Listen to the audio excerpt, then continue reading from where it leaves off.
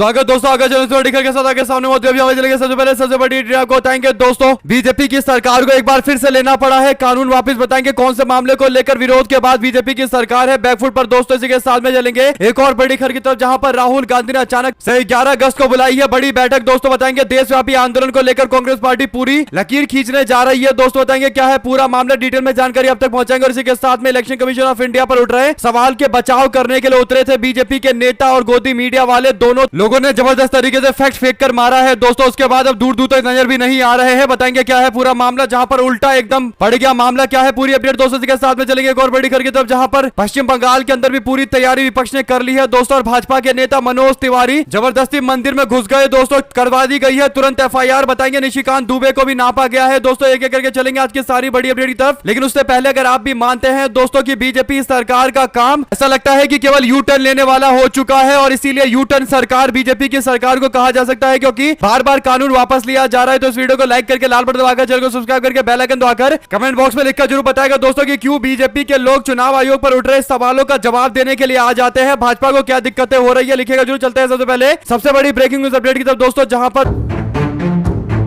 2025 के बिहार विधानसभा चुनाव को लेकर लगातार चल रही एसआईआर के विरोध के बीच भारतीय जनता पार्टी सरकार को एक बड़ा कानून वापस लेना पड़ा है दोस्तों। आपको बता दें कि केंद्र सरकार ने लोकसभा के अंदर इनकम टैक्स बिल 13 फरवरी 2025 को पेश किया था दोस्तों। इसके बाद बीजेपी को लग रहा था कि जल्दी ही कानून पास करवा लिया जाएगा और 6 दशक पुराने आयकर अधिनियम 1961 की जगह इसको लेकर आया जा सकता है। बीजेपी के लोग बड़े बड़े दावे कर रहे थे दोस्तों, लेकिन बाद में जब दबाव बनाया गया तब जाकर भारतीय जनता पार्टी की सरकार ने सिलेक्ट कमेटी में इस बिल को भेज दिया दोस्तों। और इस बिल के ऊपर जब जांच पड़ताल की गई और सिलेक्ट कमेटी में लगभग 31 सांसद जब बैठे लोकसभा के, तब उन्होंने देखा कि यह बिल कितनी जल्दीबाजी में आनन फानन में लेकर आया गया है दोस्तों। इसके बाद चौंकाने वाला कदम उठाया गया है दोस्तों। दरअसल हुआ यह है कि सिलेक्ट कमेटी ने 4500 पन्ने की एक रिपोर्ट दे दी है दोस्तों, और इस रिपोर्ट में सैकड़ों क्लॉज स्तरीय सुझाव दिए गए हैं, यानी नियम जो बनाए गए हैं उनमें शब्दावली किस तरीके की इस्तेमाल की जाएगी, भाषा संशोधन से लेकर परिभाषा, क्रॉस रेफरेंस के साथ साथ GAAR का अनुप्रयोग के साथ साथ मार्गदर्शन भी दिया गया है दोस्तों। डिविडेंड कटौती स्पष्टीकरण के साथ साथ TDS के रिफंड प्रक्रिया और तमाम तरीके के और भी कई तरीके के सुझाव दिए गए हैं दोस्तों। सोचिए 4500 पन्ने की रिपोर्ट दी गई, यानी पूरा का पूरा जो कानून था वो ऐसे जल्दीबाजी में बनाया गया था दोस्तों कि 4500 पन्ने की रिपोर्ट देकर उसे सुधारने के लिए बोला गया है। इसके बाद जब बीजेपी सरकार की किरकिरी होती है दोस्तों और सिलेक्ट कमेटी की रिपोर्ट आती है, तब जाकर बीजेपी की सरकार ने इनकम टैक्स कानून को वापस ले लिया है। और अब दावा किया जा रहा है कि बीजेपी की सरकार किरकिरी से बचना चाहती है दोस्तों, इसीलिए जल्द इसे वापस से दूसरे रूप में लेकर आया जा सकता है। हालांकि लोग इंतजार करेंगे और अगर इसमें फिर गड़बड़ी मिलेगी तो वापस से सिलेक्ट कमेटी में फिर भेजा जा सकता है दोस्तों। कुल मिलाकर बीजेपी सरकार के आनन फानन में कानून बनाने के तौर तरीके के ऊपर फिर से गंभीर सवाल खड़े हुए हैं दोस्तों। जो भी आपकी राय है लिखकर जरूर बताएगा। अगर आप भी मानते हैं कि लगातार बीजेपी सरकार के द्वारा लिया जा रहा है यू टर्न, इससे पता चलता है कि भाजपा की सरकार को अब यू टर्न सरकार बोला जाना चाहिए, तो लिखकर जरूर बताएगा दोस्तों। इससे पहले 2014 से लेकर अब तक कई सारे बिल वापस लिए जा चुके हैं दोस्तों। Tribunal appellate tribunal and other authority condition and service bill 2014 को वापस लिया गया। कोल माइंस बिल को वापस लिया गया। मोटर व्हीकल बिल 2014 को वापस लिया गया दोस्तों। इंडस्ट्रियल रिलेशन कोड 2019 को वापस लिया गया। कोड ऑन सोशल सिक्योरिटी 2019 को वापस लिया गया दोस्तों। इसी तरीके से तीनों काले कानून किसानों वाले वापस लिए गए और भी कई कानून पर बीजेपी की सरकार को यू टर्न मानना पड़ा। दो शब्द जरूर लिखकर बताएगा। ज्यादा से ज्यादा वीडियो को शेयर कीजिएगा दोस्तों। चलते हैं एक और बड़ी बिग ब्रेकिंग न्यूज अपडेट की तरफ दोस्तों, जहां पर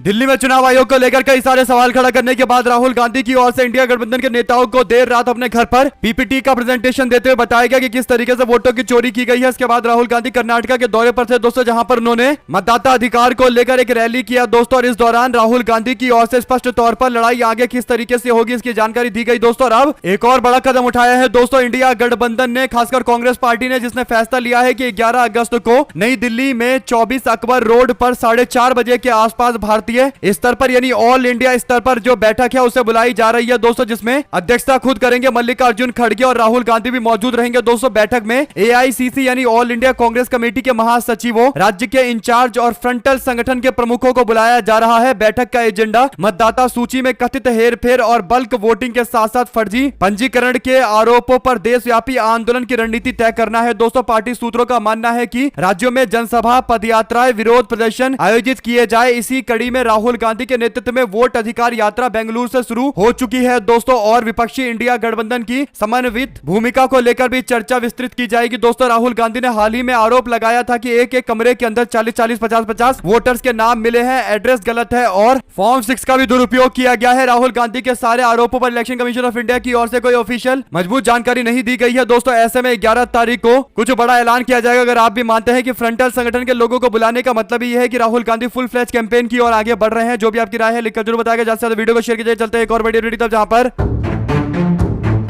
8 अगस्त 2025 को बीते दिन जब भारत छोड़ो यात्रा की शुरुआत 1942 में महात्मा गांधी ने की थी दोस्तों, इसीलिए कांग्रेस पार्टी ने 8 अगस्त को याद करते हुए कर्नाटका में अपनी रैली की है दोस्तों। राहुल गांधी के साथ में मल्लिकार्जुन खड़गे और पार्टी के कर्नाटका के मुख्यमंत्री उप मुख्यमंत्री दोनों मौजूद थे दोस्तों। इसके बाद मल्लिकार्जुन खड़गे कहते हैं कि एक नागरिक के रूप में हम लोगों के वोट करने के अधिकार को छीनने की कोशिश की जा रही है। करो या मरो का जो नारा महात्मा गांधी ने दिया था, उस तरीके का नारा देने की अब जरूरत है, उस नारे को चरितार्थ करने की जरूरत है। ऐसे में दोस्तों 9 अगस्त 1942 को महात्मा गांधी ने करो या मरो का नारा दिया था दोस्तों। ऐसे में अगर आप भी मानते हैं कि कांग्रेस पार्टी इतिहास को देखते हुए कदम उठाती है और ये जो उन्होंने तैयारी की है कि हर जगह वोटर अधिकार को लेकर रैली कर रही है, इसका दूरगामी तक असर पड़ेगा दोस्तों, दूरगामी असर पड़ेगा। इसी के साथ में चलते एक और बड़ी अपडेट तब, जहां पर जैसे ही इलेक्शन कमीशन ऑफ इंडिया पर सवाल खड़े किए गए दोस्तों, भाजपा के लोग आकर इलेक्शन कमीशन ऑफ इंडिया को डिफेंड करने लगे। दरअसल दोस्तों हुआ ये कि 3 लोगों की फोटो राहुल गांधी जारी करते हैं, जिसमें प्रकाश बागरी और सरस्वती बागरी और माला बागरी नाम के 3 मतदाता हैं, जिनके अलग अलग वोटर आईडी है दोस्तों। 1 या 2 से ज्यादा जगह पर इनके वोटर आईडी है, यानी महादेवपुर विधानसभा क्षेत्र के अंदर भी ये लोग वोट डालते हैं और इन लोगों का वोटर आईडी साउथ बेंगलुरु और कटक तक में मौजूद है दोस्तों। जब ये राहुल गांधी ने खुलासा किया तो इन तीनों लोगों के ईपीआईसी नंबर भी दिए गए, पहचान पत्र का नंबर दिया गया। इसके बाद बीजेपी आईटी सेल का हेड अमित मालवीय एक तस्वीर शेयर करते हुए 3 लोगों को दिखाता है दोस्तों, जिसमें एक ही फैमिली के ये तीनों लोग अपना पहचान पत्र दिखा रहे होते हैं और कहते हैं कि वो असली वोटर है, कोई फेक वोटर नहीं है। बीजेपी का नेता अमित मालवीय कहता है कि राहुल गांधी इसको फेक बता रहे हैं, इन परिवार के वोटरों को फेक बता रहे हैं। इसके बाद लोगों ने दोस्तों ये जो पहचान पत्र नंबर दिखाया जा रहा है, लोगों ने इसे सर्च किया तो पता चला कि राहुल गांधी जो बोल रहे हैं वो डंके की चोट पर सही बोल रहे हैं, और बीजेपी आईटी सेल के हेड ने जो खुलासा किया है वो भी राहुल गांधी के समर्थन में है। दरअसल जो ये लोग कह रहे हैं कि वो फर्जी वोटर नहीं है, तो उनके पहचान पत्र पर सर्च मारा गया दोस्तों, तो पता चला कि इनके वोटर लिस्ट में साउथ बेंगलुरु के साथ साथ महादेवपुरा और कटक के अंदर भी नाम है। और इसका नंबर भी जारी करते हुए मोहम्मद जुबैर ने बताया कि इस तस्वीर में जो आईडी दिखाई जा रही है उसे सर्च करने पर पता चलता है कि राहुल गांधी जो बोल रहे थे एकदम सही बोल रहे हैं। कुल मिलाकर दोस्तों बीजेपी आईटी सेल वाला चुनाव आयोग को डिफेंड करने की कोशिश कर रहा था, लेकिन उल्टा सेल्फ गोल करवा गया दोस्तों। इसके बाद अब इसकी जमकर किरकिरी हो रही है। अगर आप भी मानते हैं कि Bharatiya Janata party IT cell वाले बुरी तरीके से बैकफुट पर है दोस्तों, लिखकर जरूर बताएगा। चलते हैं एक और बड़ी अपडेट की तरफ, जहां पर अपने भाई राहुल गांधी के समर्थन में आई है प्रियंका गांधी। उन्होंने कहा है कि राहुल गांधी ने जो खुलासा किया है उसकी जांच की जानी चाहिए। चुनाव आयोग वोटर लिस्ट नहीं दे रहा है, जांच नहीं कर रहा है, उल्टा हलफनामा मांग रहा है। हम लगातार डेटा दिखा रहे हैं, लेकिन आयोग अपने ही डेटा को मानने को तैयार नहीं है। बीजेपी और चुनाव आयोग की तरफ से जिस तरीके के बयान सामने आए हैं उससे एकदम साफ है कि भारी गड़बड़ी हो रही है। प्रियंका गांधी की इन बातों से स्पष्ट है दोस्तों कि उन्होंने अपने भाई का पुरजोर तरीके से समर्थन किया है और पूरा का पूरा इंडिया गठबंधन एकजुट होता दिखाई दे रहा है। जो भी आपकी राय है दोस्तों लिखकर जरूर बताएगा। चलते हैं एक और बड़ी अपडेट, जहां पर अभिषेक बनर्जी ने बंगाल में मतदाता सूची को लेकर नाम हटाने पर निर्वाचन आयोग से कहा है कि अगर नाम हटाया गया तो फिर हम लोग चुनाव आयोग का घेराव करेंगे। ममता बनर्जी की ओर से भी लगभग 2 साल का समय मांगा गया है दोस्तों, लेकिन बिहार के बाद अब बंगाल की ओर रुख किया जा रहा है, तो बवाल इसमें होना भी पूरी तरीके से लाजमी है। जो भी जानकारी से जुड़ी आती रहेगी आप लगातार पहुंचाते रहेंगे दोस्तों। चलते हैं एक और बड़ी अपडेट तक, जहां पर बीजेपी के नेता मनोज तिवारी और निशिकांत दुबे अगर किसी बड़े कांड में ना पकड़े जाए दोस्तों तो उनके लिए वो दिन वेस्ट हो जाता है। ऐसा ही कुछ एक मामला सामने आया है। दरअसल भारतीय जनता पार्टी के सांसद निशिकांत दुबे और मनोज तिवारी के ऊपर एफआईआर दर्ज की गई है दोस्तों। आरोप इन पर यह लगा है कि श्रावणी मेले के दौरान मंदिर के अंदर वीवीआईपी दर्शन करने के लिए जबरदस्ती चले गए और गर्भगृह में इन लोगों ने प्रवेश ले लिया। यानी मंदिर के लोग कह रहे थे कि गर्भगृह में नहीं आना है, मंदिर में शिवलिंग के पास नहीं आना है, लेकिन इसके बावजूद मनोज तिवारी, निशिकांत दुबे और उनके सहयोगी और बीजेपी के कार्यकर्ता जबरदस्ती करके बैद्यनाथ मंदिर के गर्भगृह में घुस गए दोस्तों। इसके बाद जबरदस्त तरीके का जब विवाद हुआ तब जाकर आप भारतीय जनता पार्टी के नेता मनोज तिवारी, निशिकांत दुबे दोनों के खिलाफ मुकदमा दर्ज किया गया है दोस्तों। अगर आप भी मानते हैं कि ऐसे लोग पॉलिटिशियन बनकर कहीं ना कहीं जनता को परेशान करते हैं और मंदिरों में भी जाकर केवल राजनीति चमकाने में लगे रहते हैं, इनके खिलाफ अगर कार्रवाई नहीं की जाएगी, सख्त कार्रवाई नहीं की जाएगी, तो इसी तरीके व्यवहार इनका लगातार जारी रहेगा। जो भी आपकी राय है दोस्तों लिखकर जरूर बताएगा। ज्यादा से वीडियो को शेयर कीजिएगा। चलते हैं एक और बड़ी अपडेट, जहां पर बिहार से एक बड़ी अपडेट सामने आई है दोस्तों, जहां पर लिफ्ट मांगकर अपनी ही सरकार को एक्सपोज कर दिया भारतीय जनता पार्टी के विधायक ने। दरअसल भागलपुर के कहलगांव के बीजेपी के विधायक पवन यादव ने एक युवा के गाड़ी पर बैठकर दोस्तों लिफ्ट लिया और इस दौरान युवा ने विधायक से गाड़ी पर यात्रा के दौरान बोला कि ठेकेदार आपकी क्या सुनता नहीं है, विकास यहाँ पर नहीं हो रहा है। इस पर बयान देते हुए बीजेपी का विधायक कहता है कि बिल्कुल सही बात है, हमारी सरकार की ठेकेदार नहीं सुनता है। इतना वीडियो वायरल होने के बाद अब राष्ट्रीय जनता दल ने जोरदार निशाना साधा है दोस्तों। आरजेडी ने कहा कि जब हर निर्माण कार्य में परियोजना में आधी रकम ये सुशासन के नेतागण और अधिकारी कमीशन के रूप में वसूल लेंगे तो फिर काम कैसे होगा। राष्ट्रीय जनता दल ने कहा कि गौरतलब है कि एनटीपीसी निर्माण कार्य में बाधा और रंगदारी वसूल का मामला कहलगांव के विधायक पर पहले भी चल रहा है। शुक्र है कि भारतीय जनता पार्टी की संस्कृति के अनुसार बीजेपी विधायक ने दूसरे विधायक विनय बिहारी की तरह ये सवाल पूछे जाने पर बंदूक नहीं तनवा दिया, वरना आजकल हकीकत भाजपाइयों को बताया जाए तो फिर ये लोग उल्टी सीधी हरकतें करते हैं। कुल मिलाकर बिहार के अंदर ये एक और बड़ा मामला सामने आ रहा है दोस्तों। धीरे धीरे करके बीजेपी के लोग अपनी ही सरकार को एक्सपोज करते चले जा रहे हैं। दो शब्द इस मामले को लेकर भी जरूर लिख कर बताएगा दोस्तों, ज्यादा से ज्यादा वीडियो को शेयर कीजिएगा दोस्तों। चलते हैं एक और बड़ी अपडेट तब, जहां पर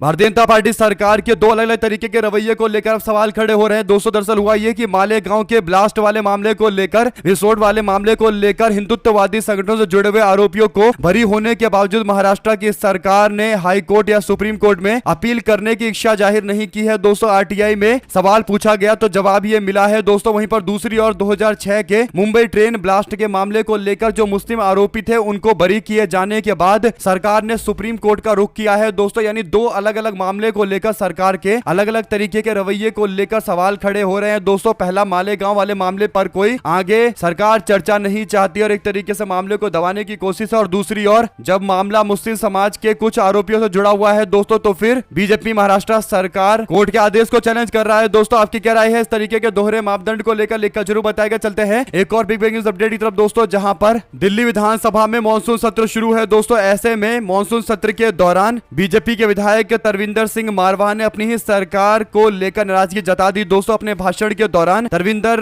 मारवाह ने स्पीकर विजेंद्र गुप्ता यानी बीजेपी के नेता से अपील करते हुए कहा कि कृपा करके नियम 280 के तहत मंत्री को सदन में जरूर मौजूद रहने के लिए बोला जाना चाहिए। इस पर विधानसभा के अध्यक्ष ने कहा कि 280 में ऐसी कोई बात तो नहीं है, ऐसा कोई नियम नहीं है। जवाब में बीजेपी के विधायक बोले कि मैं इस बात को मानता हूं कि ऐसा कोई नियम नहीं है, लेकिन मंत्री को यहां पर रहना चाहिए, उनको कर्तव्य का पालन करना चाहिए, सदन में उनकी उपस्थिति होगी तभी तो हमारी बातों को सुना जा सकेगा, वरना हम किस पर जाकर किसके पास जाकर ये बातें बोले। कुल मिलाकर दिल्ली के लोगों की समस्या को सुनवा रहे थे मारवाह और इस दौरान उन्होंने ये दावे किए हैं दोस्तों। इससे एक बात स्पष्ट हो गई है कि कहीं ना कहीं दिल्ली के अंदर भारतीय जनता पार्टी के कई सारे नेता नाराज हैं दोस्तों। कुल मिलाकर बीजेपी ने कई लोगों को मंत्री तो बना दिया दोस्तों, लेकिन जो वरिष्ठ नेता थे उनको कोई बड़ा पोस्ट नहीं दिया गया। तो मारवाह जैसे कई सारे वरिष्ठ नेता है जो भारतीय जनता पार्टी को लेकर नाराजगी जता रहे दोस्तों। हालांकि खुलकर नहीं बोले, लेकिन इंडायरेक्ट तरीके से उनके दुख दर्द का कारण समझ में आने लगा है। आपकी क्या राय है पूरे मामले पर, लिखकर जरूर बताएगा दोस्तों। चलते हैं एक और बड़ी अपडेट की तरफ, जहां पर नरेंद्र मोदी के शासनकाल के दौरान दोस्तों एक नेता जिसकी सबसे ज्यादा चर्चा होती थी वो थे नितिन गडकरी, लेकिन इस बार नितिन गडकरी की भी जमकर किरकिरी हो रही है दोस्तों। आपको बता दें कि नितिन गडकरी जबरदस्ती करके एथेनॉल ब्लेंडिंग वाले फ्यूल बेचने की कोशिश कर रहे हैं दोस्तों। नितिन गडकरी का एक बयान आया है। नितिन गडकरी कहते हैं कि मैं ओपन चैलेंज देता हूं, अगर कोई ये साबित कर दे कि एथेनॉल यूज करने से जो माइलेज है वो कम हो जाता है। और बड़ी बात यह है दोस्तों कि ये बयान खुद नितिन गडकरी ने दिया है कि माइलेज कम हो जाता है। यानी Nitin Gadkari BT India at 100 में बोल रहे थे। इस दौरान वो कहते हैं कि एथेनॉल ब्लेंडिंग के कारण व्हीकल का जो एवरेज है वो जरूर इससे इफेक्ट होता है, लेकिन कुछ ज्यादा बहुत ज्यादा खतरनाक चीज नहीं है। कुल मिलाकर दोस्तों एथेनॉल ब्लेंडिंग के कारण कार के एवरेज कम हो रहे हैं, ये बात भी बीजेपी का नेता मानने को तैयार है। लेकिन नितिन गडकरी खुद दो तरीके के बयान दे रहे हैं दोस्तों। एक और लोगों को चैलेंज देते हैं, दूसरी ओर अगले ही दिन खुद स्वीकार कर लेते हैं कि एथेनॉल ब्लेंडिंग के कारण एवरेज कम हो रहा है। यही बीजेपी के नेताओं की हकीकत है दोस्तों। कुल मिलाकर अगर आप भी मानते हैं कि अब नितिन गडकरी की भी धीरे धीरे करके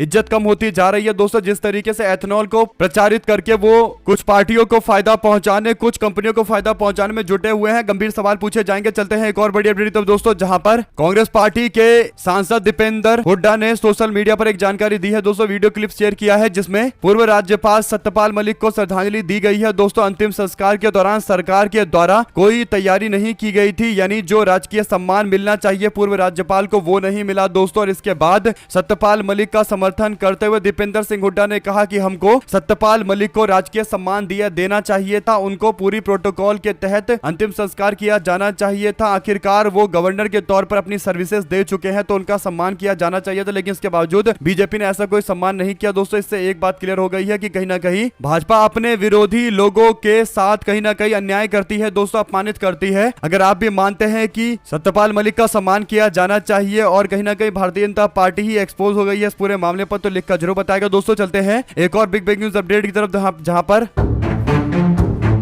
ममता बनर्जी ने इलेक्शन कमीशन ऑफ इंडिया से लगभग 2 और साल का समय मांगा है दोस्तों। उन्होंने कहा है कि हमको 2 साल और चाहिए, तब जाकर एसआईआर को बंगाल में लागू करने की इजाजत मिलेगी। कुल मिलाकर दोस्तों ममता बनर्जी के इस बयान से लग रहा है कि मामला इतनी जल्दी अब थमेगा नहीं। इलेक्शन कमीशन ऑफ इंडिया के सामने, चुनाव आयोग के सामने तृणमूल कांग्रेस एक चुनौती बनकर आने वाली है दोस्तों, और इससे मुकाबला और ज्यादा सख्त देखने को मिल सकता है। आपकी क्या राय है दोस्तों, लिखकर जरूर बताएगा। इसी के साथ में हरियाणा के प्राइवेट अस्पतालों में आयुष्मान भारत योजना बंद कर दी गई है दोस्तों। आईएमए की हरियाणा शाखा ने राज्य सरकार द्वारा पैनल में शामिल निजी अस्पतालों के बकाया भुगतान में हो रहे विलंब को लेकर यह निर्णय लिया है दोस्तों। आईएमए ने कहा है कि बकाया प्रतिपूर्ति राशि का भुगतान करना होगा, तभी वे योजना के अंदर आगे बढ़ेंगे, यानी योजना को वापस से लागू किया जाएगा, वरना इस तरीके से विरोध जारी रहेगा। कुल मिलाकर दोस्तों हरियाणा के प्राइवेट हॉस्पिटलों में आयुष्मान भारत योजना को सही से लागू नहीं किया जा रहा। मतलब एक तो सवाल उठते हैं दोस्तों प्राइवेट अस्पतालों के ऊपर, और उससे बड़ी बात यह है कि प्राइवेट अस्पतालों का जो ऑडिट करने वाले लोग हैं उन पर भी गंभीर सवाल खड़े होते हैं दोस्तों। कुल मिलाकर आयुष्मान भारत के सामने सबसे बड़ी दिक्कत जो होने वाली थी वो उसे सही से एनालाइज करके पैसे को असली व्यक्ति तक पहुंचाने की, और वही खुलकर बातें सामने आई है दोस्तों। अगर आप भी मानते हैं कि सरकार को इंश्योरेंस पर पैसा खर्च करने की जगह अस्पताल इंफ्रास्ट्रक्चर तैयार करने चाहिए और सरकार को सरकारी अस्पताल बनाने चाहिए, ना कि इंश्योरेंस का पैसा आयुष्मान भारत के नाम पर देकर प्राइवेट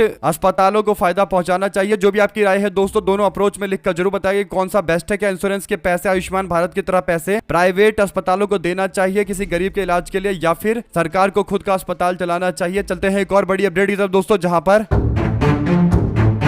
उत्तर प्रदेश के सरकार के पूर्व मंत्री रहे स्वामी प्रसाद मौर्य की मुश्किलें कम होने का नाम नहीं ले रही है दोस्तों। वर्ष 2023 में रामचरितमानस और तुलसीदास जी पर की गई विवादित टिप्पणी को लेकर उनके खिलाफ एफआईआर दर्ज करने का आदेश कोर्ट ने दे दिया है दोस्तों। मामले की शिकायत वाराणसी के अपर मुख्य न्यायिक मजिस्ट्रेट एमपी एमएलए कोर्ट ने की है दोस्तों, जिस पर वाराणसी के कैंट थाने में मौर्य के खिलाफ 156(3) के तहत मुकदमा पंजीकृत किया गया है। विवेचना शुरू करके आदेश थाना प्रभारी को दे दिया गया है दोस्तों। 22 जनवरी 2023 को स्वामी प्रसाद मौर्य ने एक टीवी चैनल पर दिए इंटरव्यू के दौरान रामचरितमानस को तुलसीदास ने अपनी प्रसन्नता के लिए लिखा था, यह बयान दिया था, और इसके बाद उनके ऊपर अटैक करने की भी कोशिश की गई दोस्तों। यानी जिस तरीके से स्वामी प्रसाद मौर्य के बयान को लेकर अटैक करने की कोशिश की गई दोस्तों, उन लोगों पर कार्रवाई होनी चाहिए जिन लोगों की मानसिकता के कारण ऐसा हुआ है, लेकिन इसके बावजूद मामला एकदम उल्टा दिखाई दे रहा है दोस्तों। स्वामी प्रसाद मौर्य के ऊपर ही एफआईआर दर्ज करके उन्हीं के खिलाफ कार्रवाई करने की तैयारी चल रही है। 2 शब्द जरूर लिखकर बताएगा दोस्तों इस पूरे मामले को लेकर, और ज्यादा से ज्यादा वीडियो को शेयर कीजिएगा। चलते हैं एक और बिग न्यूज अपडेट की तरफ, जहां पर एएनआई के रिपोर्टर कांग्रेस पार्टी के नेता डीके शिव कुमार से पूछते हैं कि कांग्रेस पार्टी शपथ लेने को तैयार क्यों नहीं है, तो डीके शिव कुमार कहते हैं कि किस बात की शपथ तुम्हें चाहिए, मेरी आवाज ही मेरी शपथ है। डीके शिव कुमार कांग्रेस पार्टी के नेता स्पष्ट शब्दों में बोल रहे हैं कि जो मैंने बोल दिया वही तो एक शपथ है, उसके लिए मुझे अलग से शपथ लेने की क्या जरूरत है। यानी राहुल गांधी से जुड़ा हुआ मामला है दोस्तों, जहां पर इलेक्शन कमीशन ऑफ इंडिया कह रहा है कि राहुल गांधी ने जो सबूत दिए हैं वो शपथ के साथ में सबूत दे। सवाल यह है दोस्तों कि इतने सारे लोगों के डबल वोटर आईडी कार्ड बने पड़े हैं और अलग अलग लिस्ट में नाम है, तो क्या चुनाव आयोग शपथ लेकर बताता है कि ये जो गलतियां हो रही है वो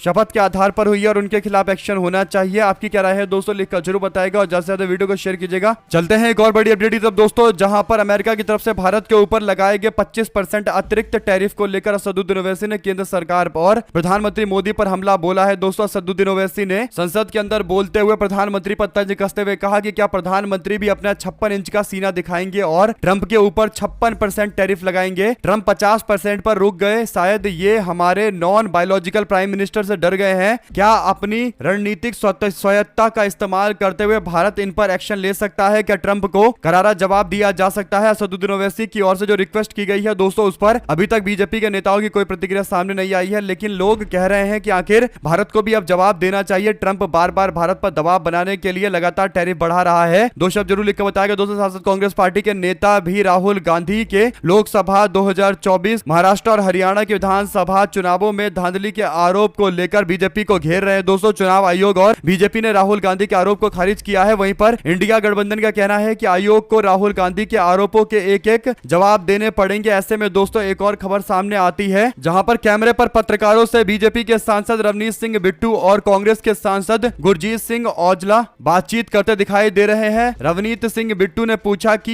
ये कैसे जीते और सांसद बने, तो इस पर औजला कहते हैं कि इन्हें लगता था कि 400 पार हो जाएगा, लेकिन फिर पता चला कि देश का मूड क्या है। फिर इन्होंने 1 2 3 4 प्लान बनाए और बी प्लान इन्होंने महाराष्ट्र में लागू किया। इसके बाद बिट्टू कहते हैं कि ये जो सांसद यहाँ पर प्रदर्शन कर रहे हैं, अगर गड़बड़ी होती तो ये कैसे जीत के आ जाते। इस पर रवनीत बिट्टू को जवाब देते हुए कांग्रेस पार्टी के नेता ने अपनी प्रतिक्रिया दी। दोस्तों कुल मिलाकर बहसबाजी देखने को मिली है, लेकिन ओवरऑल जो बात है वो ये कि भारतीय जनता पार्टी के नेता भी दबी जुबान में इस बात को मानते हैं कि जरूर कोई बड़ा घोटाला और घपला हुआ है। आपकी क्या राय है दोस्तों इस पूरे मामले पर, लिखकर जरूर बताएगा। हमारे साथ लगातार जुड़े रहने के सभी दोस्तों भाइयों बहनों मित्रों का बहुत बहुत धन्यवाद। देख रहे थे आपका अपना चैनल जय हिंद जय भारत। ज्यादा से ज्यादा वीडियो को शेयर कीजिएगा। बहुत धन्यवाद।